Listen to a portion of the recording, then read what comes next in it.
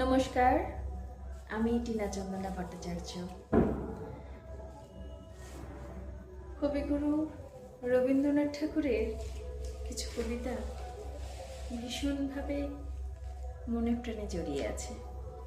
Practice করি না ঠিকই, কিন্তু তবুও খুব ইচ্ছা করে পাঠ করার, তাই চেষ্টা করছি। প্রতিসৃষ্টি। হেমুর দেবতা, ভরিয়ে দেহ প্রাণ, কি অমৃত তুমি চাহ পরিবারে প্রাণ।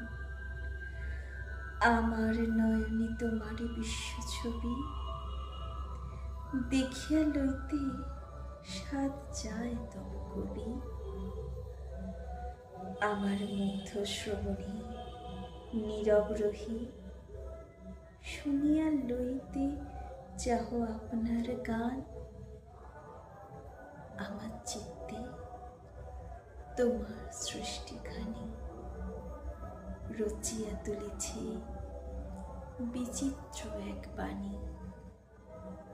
তার সাথে প্রভু মিলিয়া তোমার প্রীতি, জাগায়ে তুলেছে আমার সকল গীতি। আপনারে তুমি দেখিছ মধুর রসে, আমার মাঝারে নিজেরই করিয়া দান।